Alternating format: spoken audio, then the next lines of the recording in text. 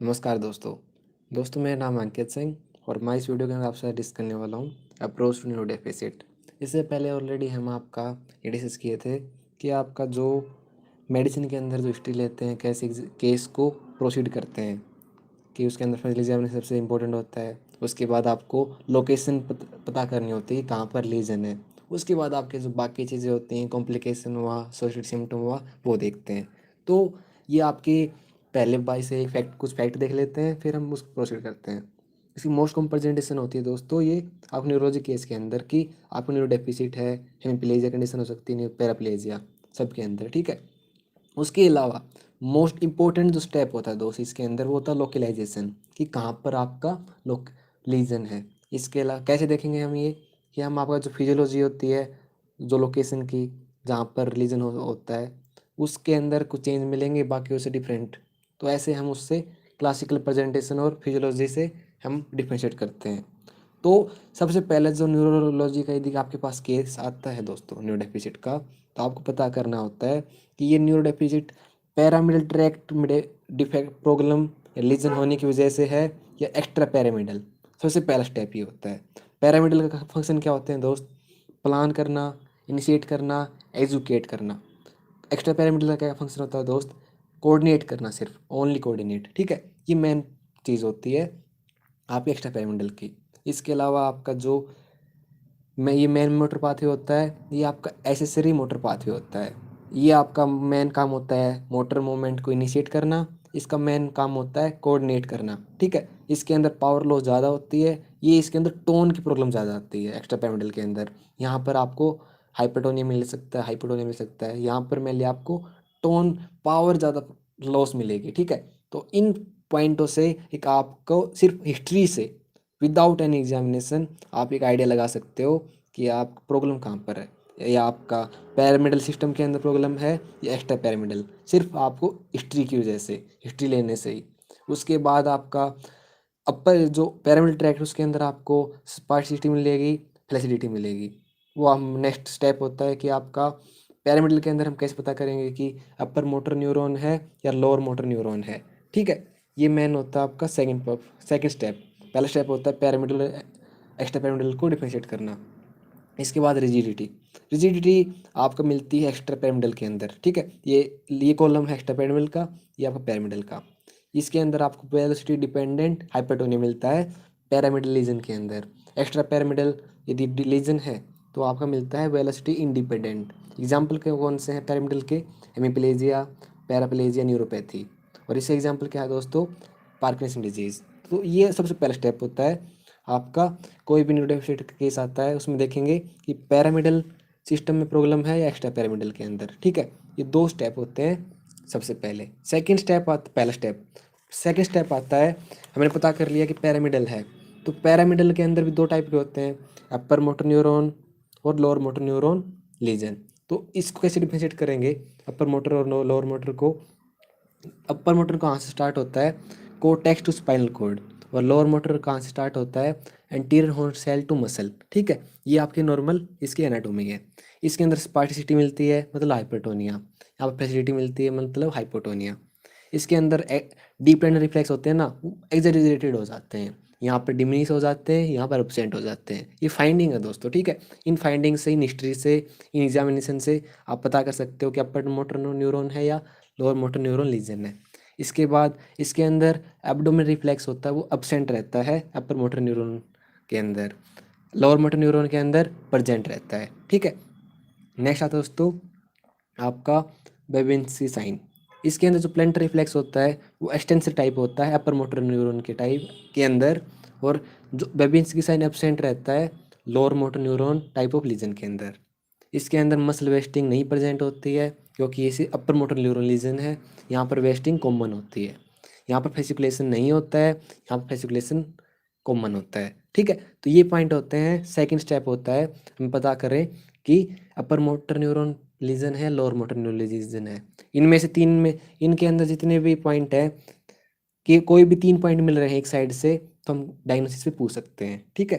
तो ये होता है आपका अपर मोटर न्यूरॉन और लोअर मोटर न्यूरॉन आपको कैसे पहचानना है। ये सेकंड स्टेप था। पहला क्या था?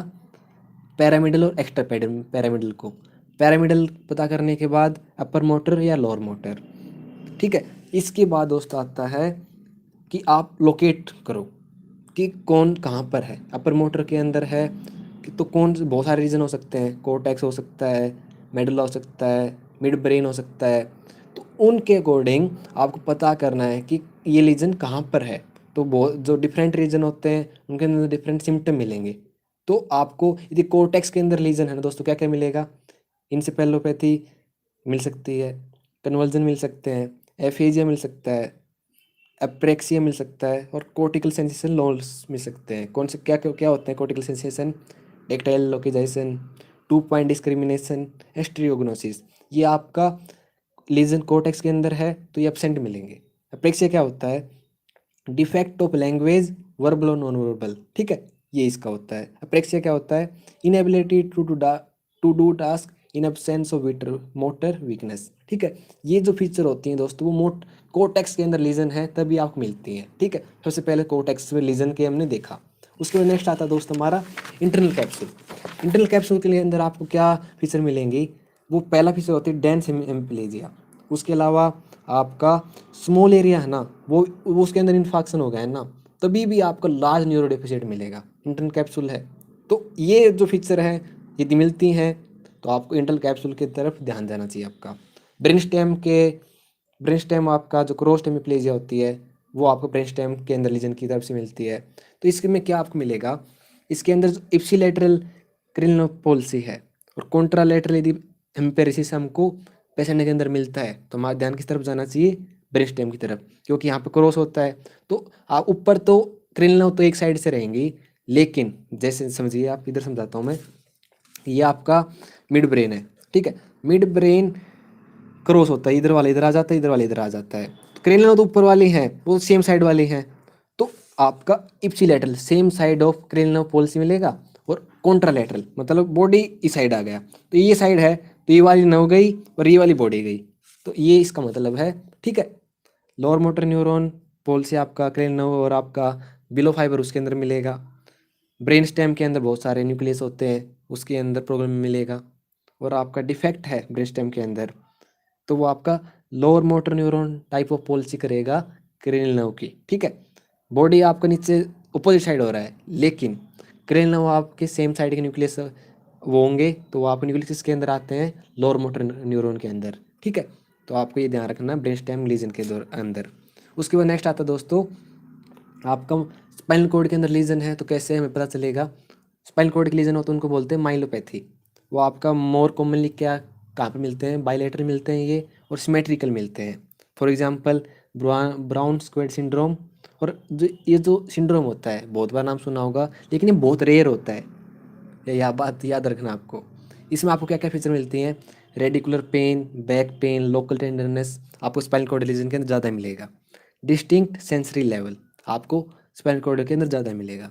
इसके अंदर मोटर इफेक्ट होता है, सेंसरी इफेक्ट होता है और ऑटोनोमिक सिस्टम होता है वो भी डिफेक्ट होता है स्पाइनल कॉर्ड लीजन के अंदर। ब्लैडर बॉल इन्वॉल्वमेंट मिलेगा, फ्लेक्सर स्पाज्म आपको मिलेगा। तो ये जो फीचर है वो आपके स्पाइनल कॉर्ड के लीजन को इंडिकेट करती है, ठीक है। उसके बाद नेक्स्ट आता है आपका लोअर मोटर न्यूरॉन। ये जितने भी हमने अभी डिस्कस किए तीन चार लास्ट तीन चार वो थे आपके अपर motor neuron. Lower motor neuron के अंदर आप कौन से आते हैं, एंटीरियर हॉर्न, पेरिफेरल नर्व, आपका न्यूरोमस्कुलर जंक्शन और मसल, ये चार चीज़ आती हैं। तो इन चारों को कैसे डिफ्रेंशिएट करेंगे हम, तो आपका एंटीरियर हॉर्न सेल के अंदर आपको पुअर मोटर वीकनेस आपको मेनली मिलती है। यदि आपको एक फीचर मिल रही है तो आपको ध्यान जाना चाहिए इंटीरियर हॉर्न सेल के अंदर। सेंसेशन आपका प्रेजेंट किसके अंदर रहती है, डोर्सल रूट के अंदर, ठीक है। और कैरेक्टरिस्टिक फीचर होती है इसके अंदर फेसिकुलेशन, फेसिकुलेशन इसके अंदर कैरेक्टरिस्टिक फीचर होती है। ये फीचर आपको किसकी इंडिकेट करती है, एंटीरियर हॉर्न सेल लीजन को। नेक्स्ट आता है पेरिफेरल नर्व के अंदर लीजन है तो क्या क्या मिलेगा, सेंसरी मिलेगा, मोटर सिम्टम मिलेंगे, ऑटोमिक मिल भी सकते नहीं मिल सकते। और ये जो नर्व होती है ना उसके अलोंग आपका डिस्ट्रीब्यूशन आपका इसके अंदर मिलेगा। जो प्रॉब्लम हो रही है वो नर्व जो कोर्स होता है उसके रिगार्डिंग आपको सिम्टम मिलेंगे। इसके अलावा पॉजिटिव और नेगेटिव सिम्टम, जैसे पॉजिटिव मतलब टिंगलिंग और पैरास्थेसिया आपको मिल सकता है इस कंडीशन में। नेगेटिव नमनेस एनेस्थेसिया आपको इस कंडीशन मिल सकता है। टिपिकली डिस्टल को ज़्यादा इफेक्ट करता है कंपेरेटिवली प्रोक्सिमल पार्ट को। ठीक है, तो ये जो पॉइंट है वो आपको पेरिफेरल नर्व को इंडिकेट करता है। न्यूरोमस्कुलर जंक्शन के अंदर जो फ्लक्चुएटिंग वीकनेस होती है, फॉर एग्जांपल मस्थेनिया ग्रेविस, उसके अंदर आप फ्लक्चुएटिंग वीकनेस मिलेगी, तो आप ध्यान देना चाहिए न्यूरोमस्कुलर जंक्शन के अंदर प्रॉब्लम की।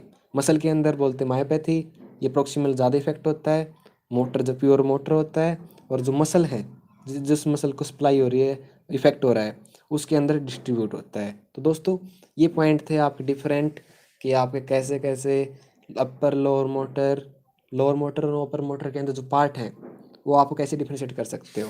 उसके बाद आता दोस्तों हमारा मेन पार्ट है कि आपका पहला पार्ट क्या था, फोकल न्यूरो डेफिसिट, कि आपका लीजन कहाँ पर है। उसके बाद सेकंड आता है इसके अंदर, व्हाट इज़ द लीजन। पहले हमने देख लिया कि हमने हिस्ट्री ली, उसके टेस्ट किए, पता चला कि आपका अपर मोटर है, लोअर मोटर है, एक्स्ट्रा पैरामिडल है, अपर मोटर के अंदर कौन सा है, लोअर मोटर के अंदर कौन सा है। उसके बाद पता करने के बाद हम देखते हैं सेकंड स्टेप होता है कि लीजन क्या है। तो लीजन आपका फोकल न्यूरो डेफिसिट किस वजह से हो सकता है दोस्तों, वस्कुलर कोज हो सकते हैं, ट्रोमेटिक कोज हो सकते हैं, इन्फेक्टिव कोज हो सकते हैं, डीमाइलिनेशन हो सकता है, नियोप्लास्टिक हो सकता है। वस्कुलर होते हैं, वस्कुलर के अंदर दोस्तों आपका जो सेरिब्रो वस्कुलर एक्सीडेंट है, हेमीप्लेजिया, और आपका माइलोपैथी के अंदर जो पैराप्लेजिया केस है, वो आपका मेनली इस वस्कुलर के अंदर आते हैं। तो वस्कुलर होता है, सीवी होता है, उसके अंदर आपके 3 टाइप के कोज हो सकते हैं दोस्तों। ठीक है, हमने अब वन बाय वन देख रहे हैं हम कि कौन सा किसकी वजह से हो रहा है। सीवी आपका इम्बोलिक कोज हो सकता है, थ्रोम्बोटिक हो सकता है, हेमोरेजिक कोज हो सकता है। तो हम हिस्ट्री से हम कैसे पता करेंगे कि इम्बोलिक है, थ्रोम्बोटिक, हेमोरेजिक है। तो एपिडेमियोलॉजी सबसे इंपॉर्टेंट होता है।